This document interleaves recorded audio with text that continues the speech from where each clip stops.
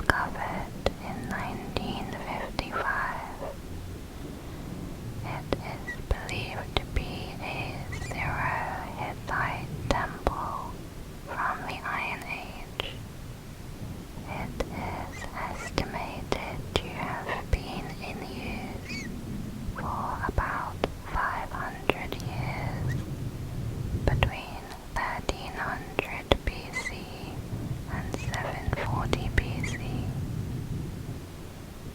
The walls have hundreds of carvings, including lions, mythical creatures, gods, and geometric designs.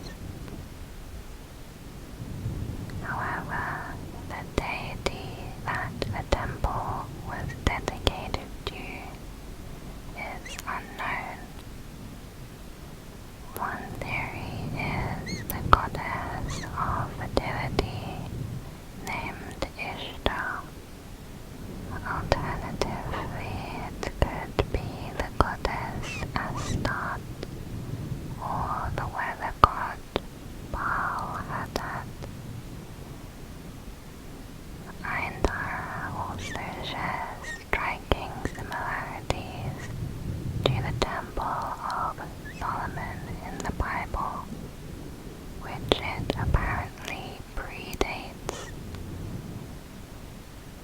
It is suggested that 𝐢𝐜𝐼𝐜𝐿 may have been the inspiration for the Temple of Solomon.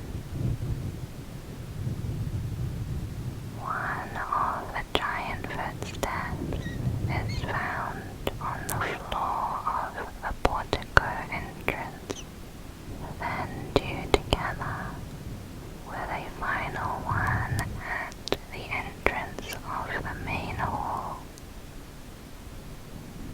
The distance between the footsteps is nearly 30 feet, implying a huge stride. Whoever made them would be about 65 feet or 20 meters tall. According to researchers, the 𝐢𝐼𝐼𝐿 temple was big enough to allow such a creature to enter it.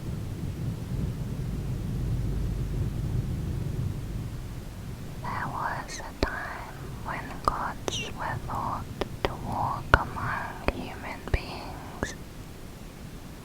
Some believe that these are the footsteps of God entering his house. Others theorize that the footsteps could be that of giant humanoid beings who were our forefathers.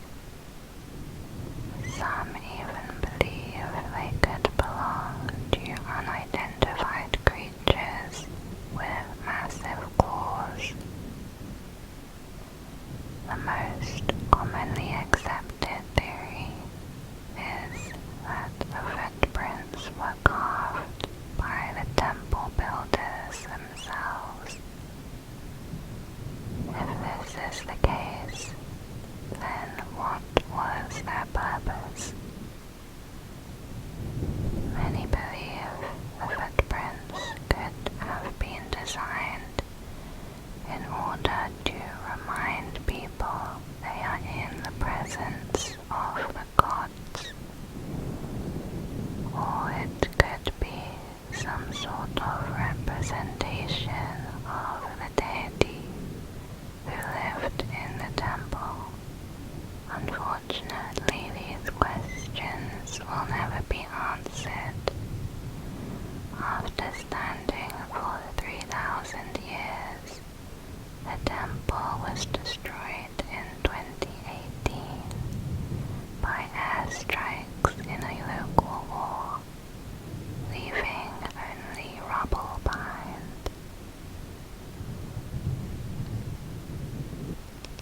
Next is dogu.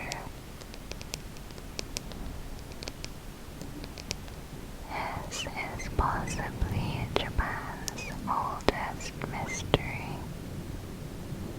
Dogu are Neolithic clay or stone figurines made during the Jomon period. They have human, mostly female features. Unbroken figures are rare, and most are missing an arm, leg, or other body part. In many cases, these parts have been cut off. In later periods, the designs become more abstract and genderless, but none have any male features. A common feature of many dogu is an inflated stomach, a likely sign of pregnancy. Some figurines have odd patterns, not resembling a naked body. Theories suggest that they are signs of tattooing, or perhaps signs of aliens. About 20,000 dogu have so far been found between the Kansai region and Hokkaido. One mystery is, why do dogu figures have such similar characteristics, despite being made by different artists from different prefectures? What these statues were used for is also debated.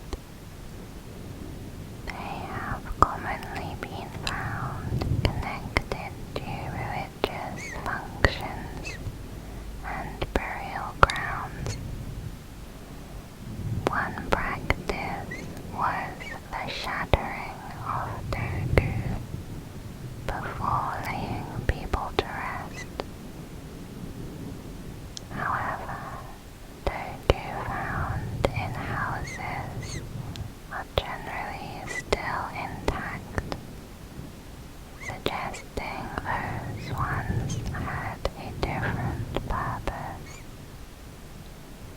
One theory was that they were used by shamans to channel magic powers and perform rituals associated with fertility and the cycle of life and death.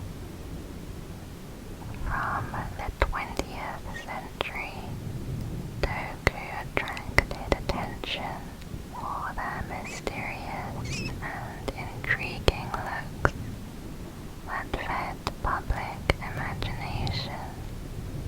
They are a staple in Japanese pop culture, with depictions in manga, anime, video games, and toys.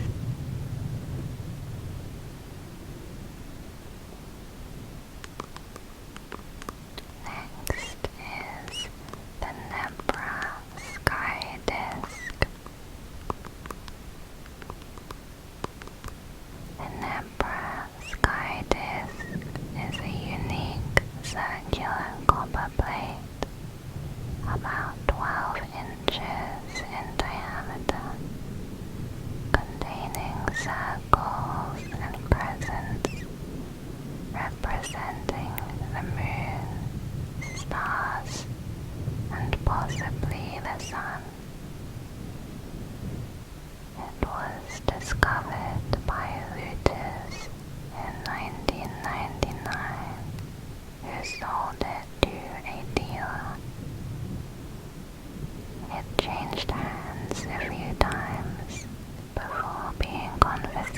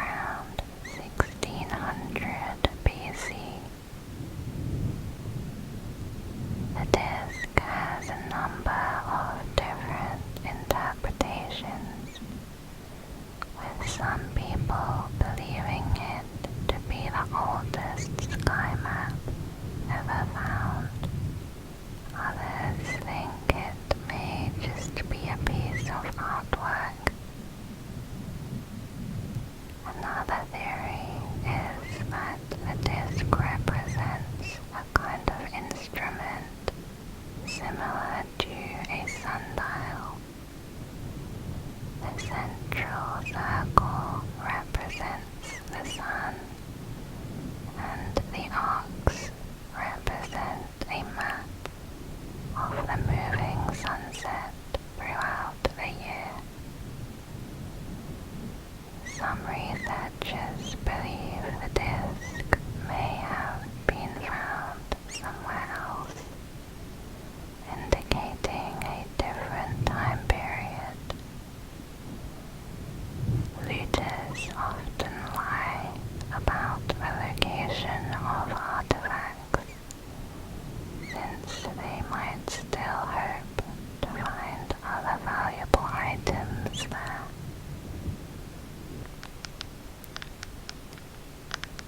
Next is silphium.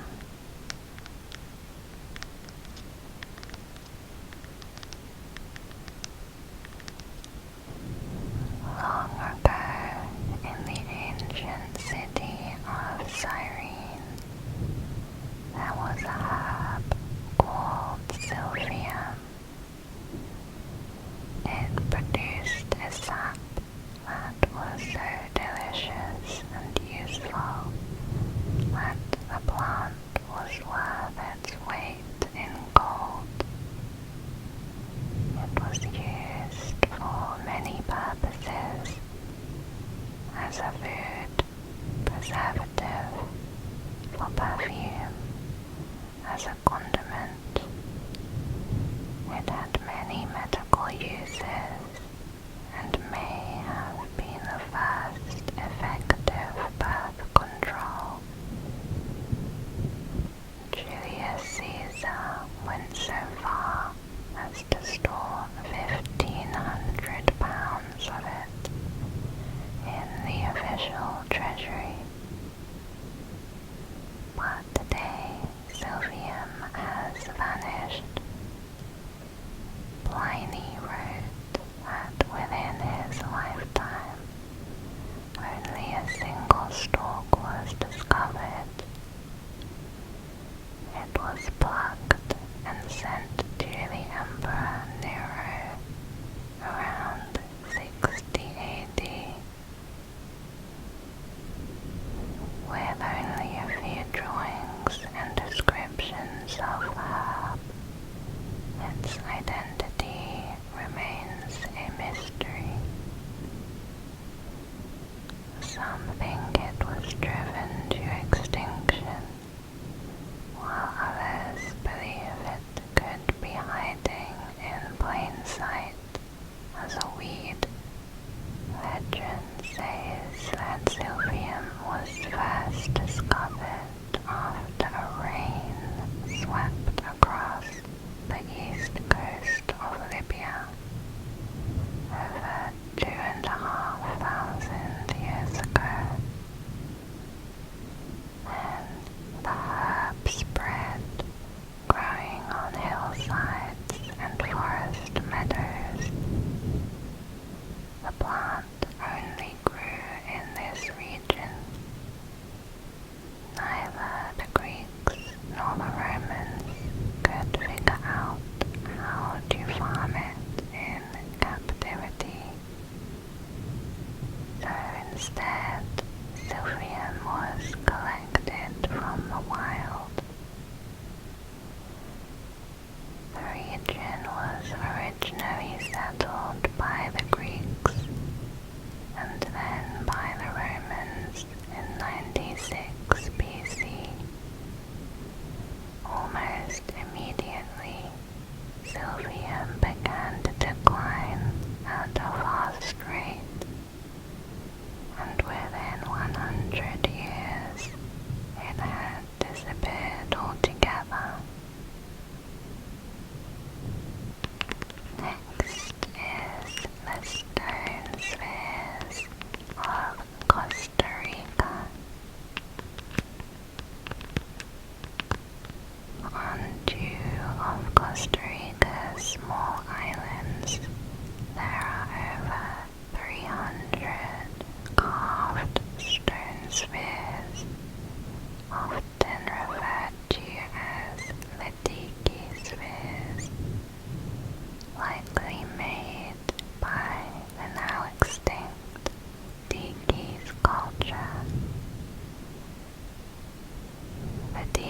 settlement began around 1500 BC in the form of small farming communities. After 300 BC, the settlements developed a chiefdom structure that ruled over territorial divisions and exchanged goods with neighboring territories through trading. During this period, the earliest examples of stone sculptures appeared. Hundreds of the spheres have been found, ranging from a few centimeters to over 2 meters in diameter. They are made of rock, carved into a spherical shape using denser rocks, and were then polished using sand.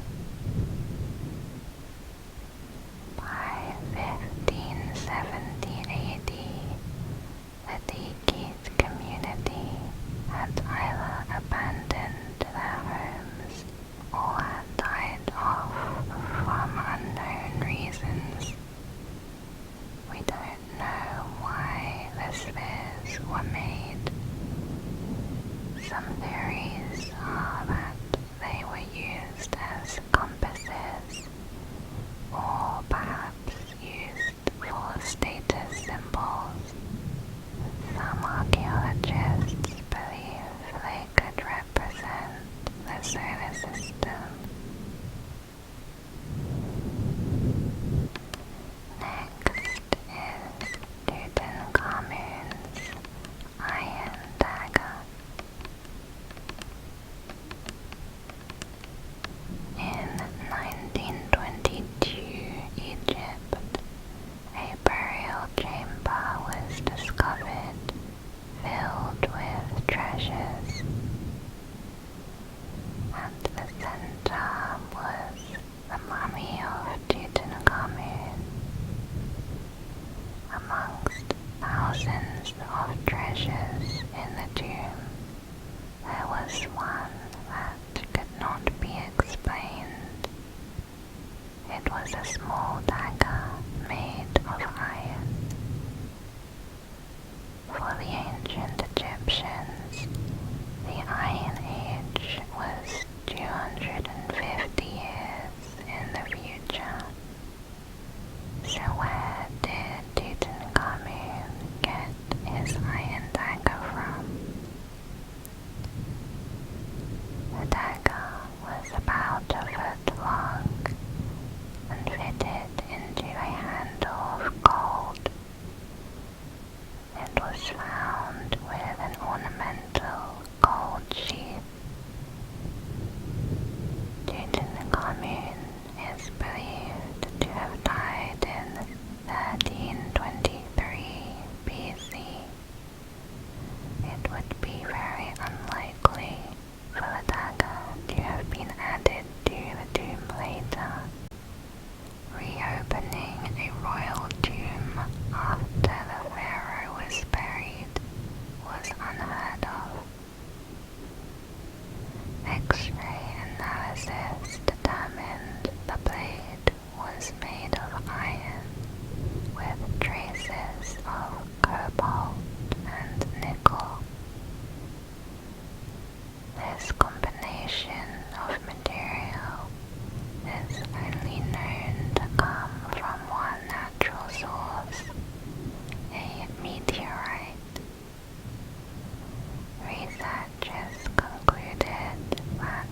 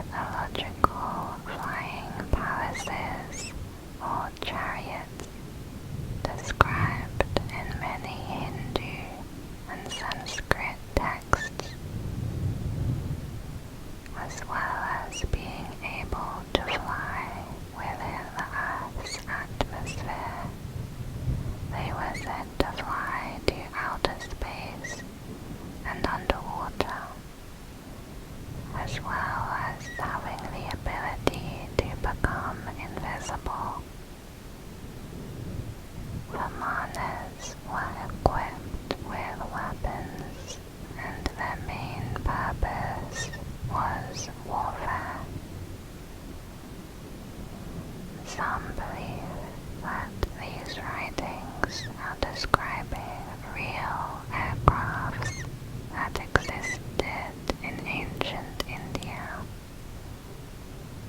The texts contain details on how they were made and provide secret information on gravity control. There were reports of the US military finding a 5,000-year-old vimana in a cave in Afghanistan, which led to the disappearance of 8 soldiers. Although some believe this to be a myth. Next is the Baghdad Battery. The Baghdad Battery is the name given to a set of 3 artifacts that were found together. A ceramic pot, a tube of copper, and a rod of iron. It was discovered in Iraq in 1936. Its origin and purpose remain unclear. It was hypothesized to function as a galvanic cell by 𝐢𝐜𝐞𝐛𝐞𝐫𝐠, the former director of Iraq's National Museum. Wilhelm believed it was possibly used for electroplating gold onto silver objects or some kind of electrotherapy. However, there is no electroplated object known from this period, and the theory is rejected by most. An alternative explanation is that it was used for storing sacred scrolls. The show Mythbusters built replicas of the jars to see if it was possible for them to be used for electroplating. Handmade terracotta jars were made to act as batteries, and lemon juice was used to start the reaction between the copper and iron. Connected in series, the batteries produced 4 volts of electricity. The cells had enough power to electroplate a small token and to deliver current to acupuncture needles, but not enough to deliver an electric shock. Professor Elizabeth Stone, an expert on Iraq archaeology, stated that she did not know a single archaeologist who believed that these were batteries. Next is Joseph Smith papyri. Joseph Smith was the US founder of the Mormons. His inspiration came from many places, including ancient Egypt. The sources he used were Egyptian funerary papyrus fragments known as the Joseph Smith papyri. Funerary papyri were texts intended to equip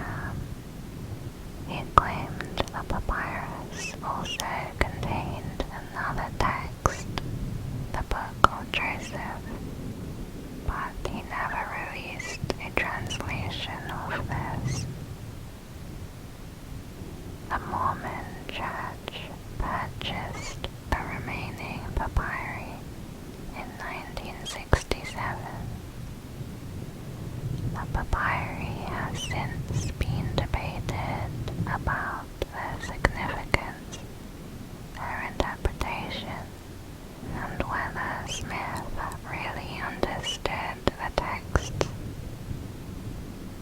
Non-Mormon researchers have disagreed with Joseph Smith's explanations. Both Mormon and non-Mormon researchers have translated the papyri, but neither of their translations match the Book of Abraham as translated by Joseph Smith. Even the name Abraham does not appear in the papyri. Next is olmec, colossal heads.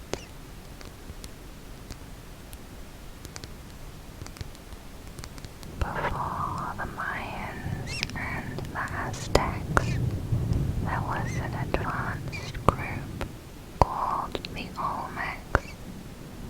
Around the years 1200 to 400 BC.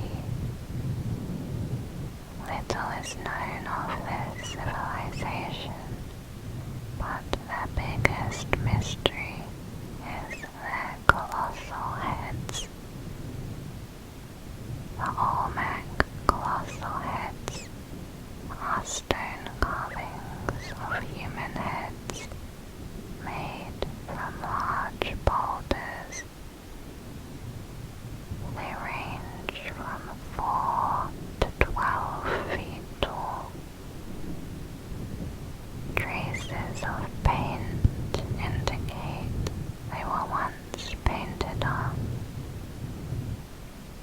Most agree the heads were probably of Olmec rulers.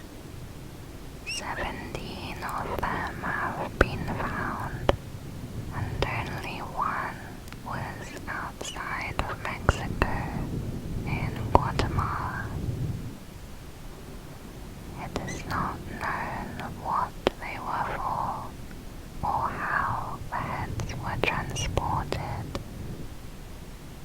They weigh between 4 and 60 tons each, and are made from volcanic basalt from the mountains located 70 kilometers from where they were discovered. Historians have proposed they were put on top of wooden rollers and slowly pushed. But this theory neither accounts for the manpower needed to move 40 tons, nor the fact that most of Olmec was marshlands. Next is the lost labyrinth of Egypt. Archaeologists uncovered what is believed to be the remains of a lost labyrinth below the sand of a pyramid, which was previously thought to be a mythical structure, known also as the labyrinth. The pyramid of Hawara was the most visited site of the ancient world. A number of ancient writers visited and wrote about the labyrinth before it disappeared. The labyrinth is said to be an extraordinary underground complex which could hold the key to mankind's history. It is said that there we could find details about unknown civilizations in history, great empires,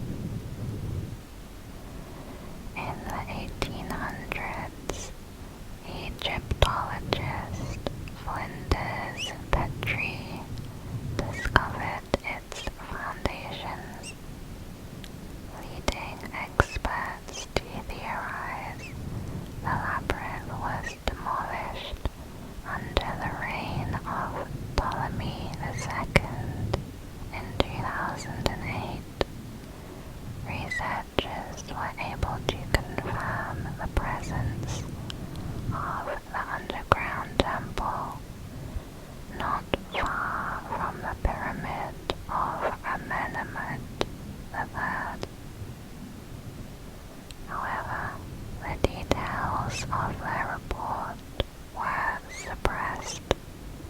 Egypt's Supreme Council of Antiquities put a hold on the information due to national security sanctions.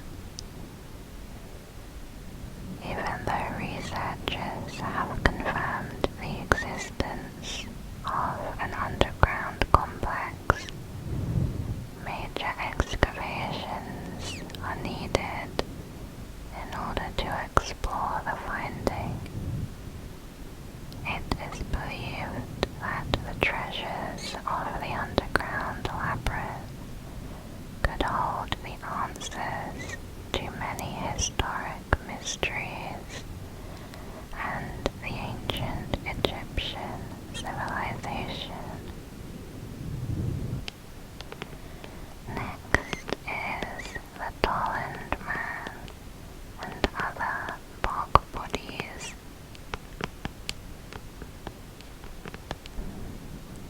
In 1950, two brothers, Viggo and Emil, from a nearby village of Tollund, Denmark, struck the body of an adult man while they dug with their spade.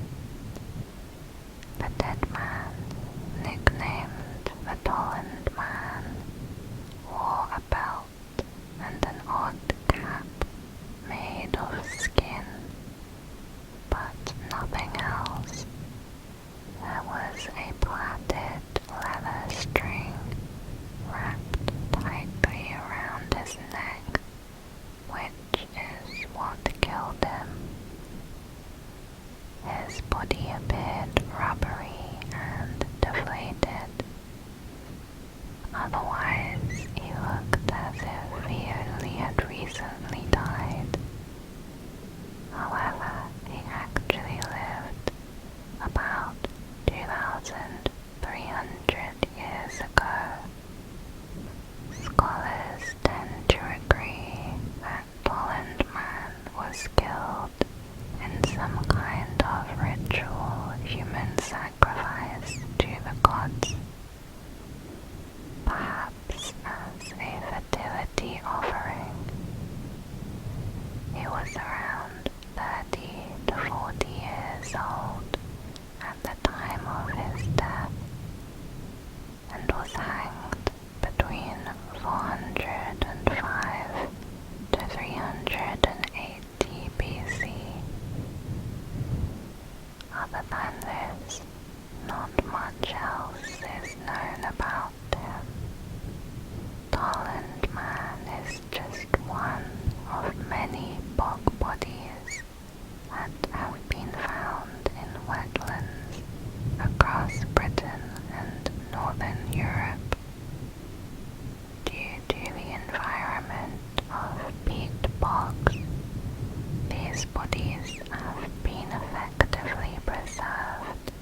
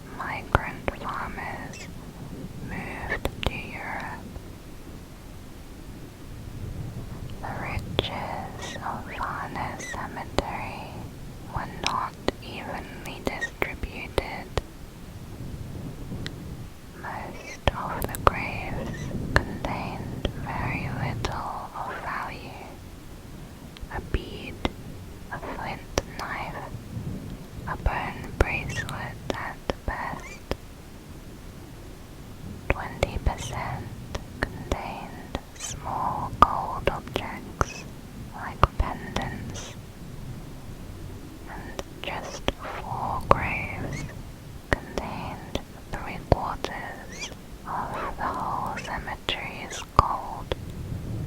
These graves are the earliest evidence of social hierarchy and a complex society. However, no one knows what caused the civilization to end. The bones were all buried within a few centuries. At around 4000 BC, settlements suddenly were abandoned and the people vanished. For 600 years after, the region seems to have been empty. There are no signs of battle or violence, and no burned villages.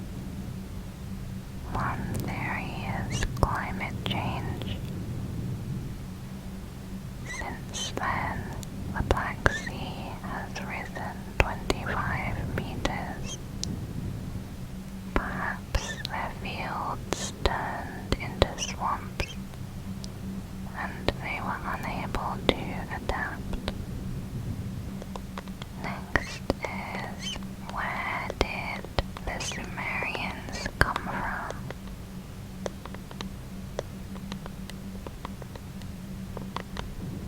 Sumer was an ancient civilization founded in the Mesopotamia region between the Tigris and Euphrates rivers around 4000 BC.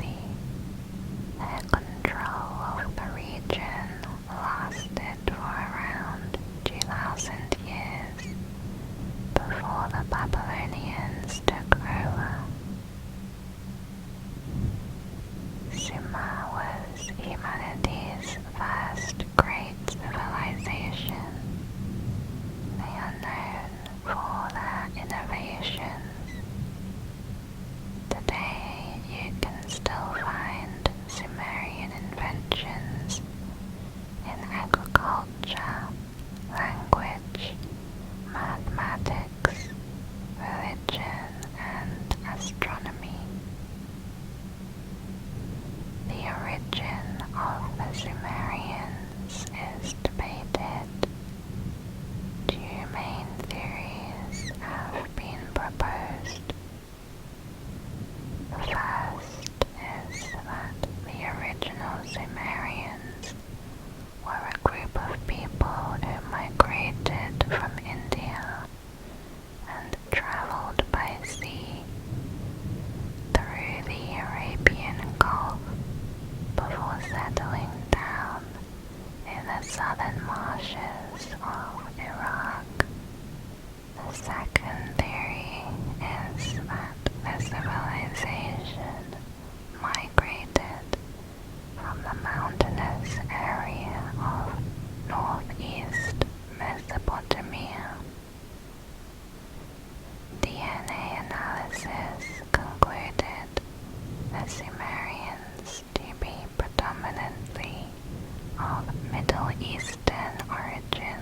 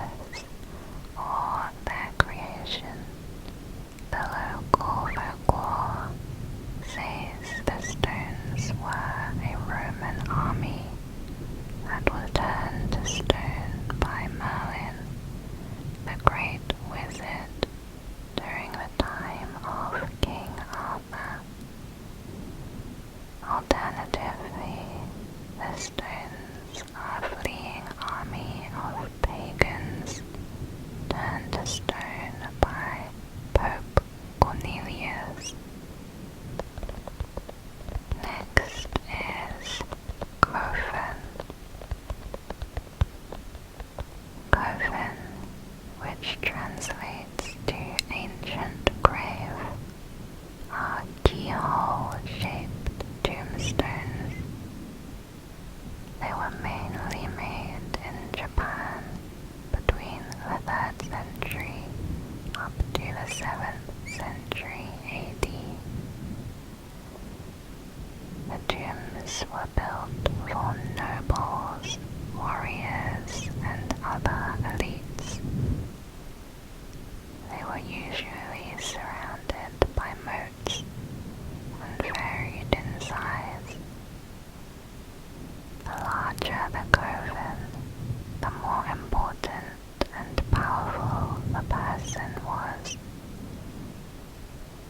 According to Japanese myth, Emperor Nintoku, the 16th Emperor of Japan, was a talented engineer and architect who built canals and other structures. Emperor Nintoku supposedly reigned for 86 years until his death at age 142. Most of the history regarding the Kofun period remains a mystery because much of it has been turned into legends. But what is known for certain is that the Kofun attributed to Emperor Nintoku is one of the largest tombs in the world. Known as the Dysenryo Kofun, it is twice the length of the Great Pyramid of Giza and is protected by 3 moats. It is one of the largest monuments ever built, and nobody is allowed onto their sacred grounds. Altogether, there are approximately 160,000 kofun. A study using high-res satellite imagery was used to analyze the orientation of them. The results show that these tombs are oriented towards the arc of the rising sun, the goddess Amaterasu, which the emperors linked to the origin of their dynasty. Next is roopkund. In 1942, a forest official stumbled upon hundreds of human skeletons stockpiled in and around Roopkund Lake, India. Between 300 to 800 skeletons were found, and the cold temperatures of the Himalayas continued to preserve them. The lake is a 5-day hike from the nearest settlement. The highest point is a 5,000-meter ridge. Then there is a steep 200-meter drop to the lake. Initially, the skeletons were thought to belong to Japanese soldiers or Tibetan traders on the Silk Road who died due to epidemic or exposure.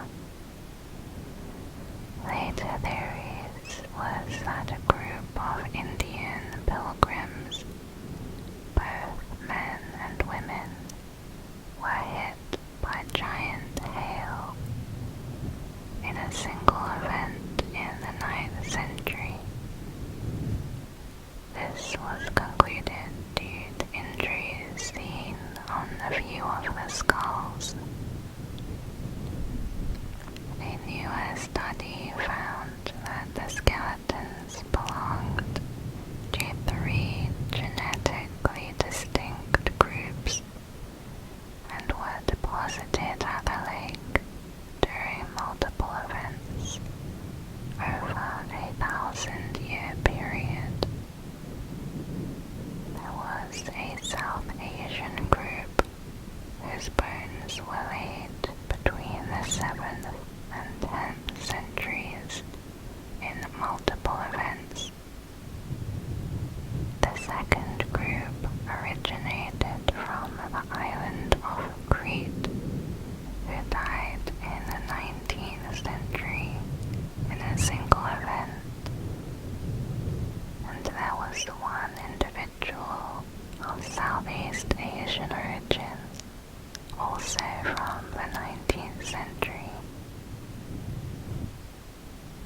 So far, there isn't any explanation on who the people from Crete were and what they were doing in the Himalayas.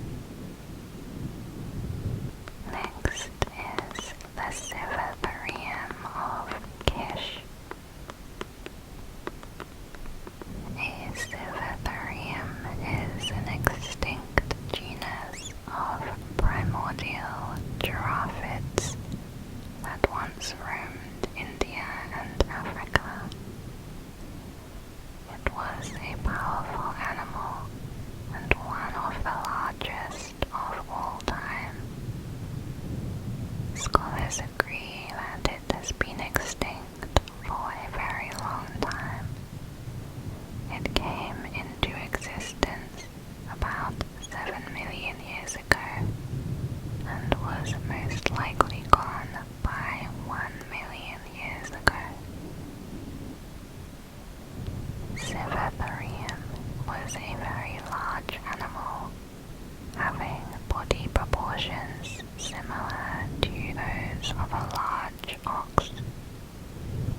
The limbs and neck were not elongated like the modern giraffe. The mystery began with the discovery of a unique copper rain ring from the ancient Sumerian city of Kish in modern-day Iraq. The animal carved on this object is extremely similar to the sivatherium. So how could people from 4000 BC know about this animal, which supposedly went extinct almost 1 million years before? Some ancient rock paintings in the Sahara and India also show an animal looking very similar to a sivatherium, suggesting the animal actually went extinct as recently as 8,000 years ago. The copper rain ring that was found had an alleged rope meant to attach to an animal's snout. If it did exist at that time, some think that the Sumerians may have managed to capture and tame some of the sivatherium. Next is what's actually inside of 𝐤𝐞𝐞𝐫𝐠's tomb. Buried deep under a hill in central China lies an entombed emperor who has been undisturbed for more than 2,000 years. The tomb holds the secrets of China's first emperor, 𝐤𝐞𝐞𝐫𝐠,